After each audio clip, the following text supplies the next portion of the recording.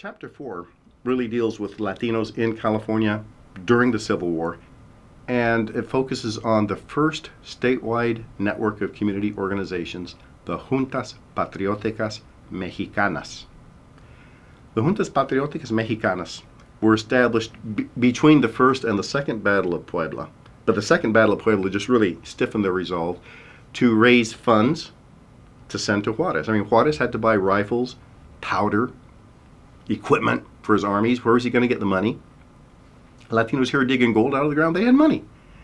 And to join a Junta Patriotica Mexicana, a person had to publicly pledge to give $1 a month. That was about a whole day's wages per month, every month, to the local junta that would then send it to San Francisco, that send it to the Republican government of Benito Juarez every single month. There were 129 locations, 122 in California, 6 in Nevada, and 1 in Oregon that organized a Junta Patriotica Mexicana. And month after month after month, they sent their donations.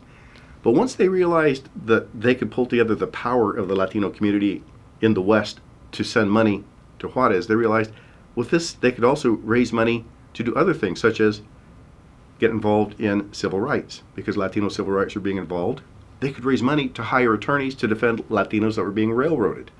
They could use this money to provide unemployment insurance when people were sick. They could use this money to provide health insurance. They could use this money to develop co-op stores. They could use the organization to get people involved politically in either elections here in the U.S. or in Mexico. They then began to realize they had a lot of strength.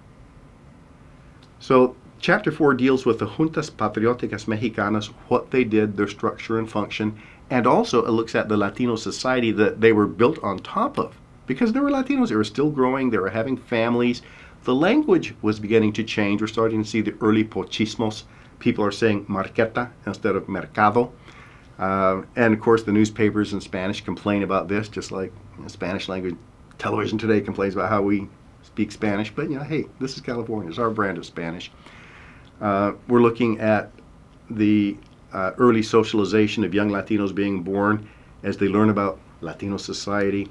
We're learning about education. We learn about Latino businesses, about recreation, theater, music, bullfights, artists, you name it, all of this. Because that is all happening here in California. So Chapter 4 looks at the Juntas Patrioticas Mexicanas, and then we kind of look from using the wrong end of the telescope, look large, very briefly at Latino society here in California during the Civil War.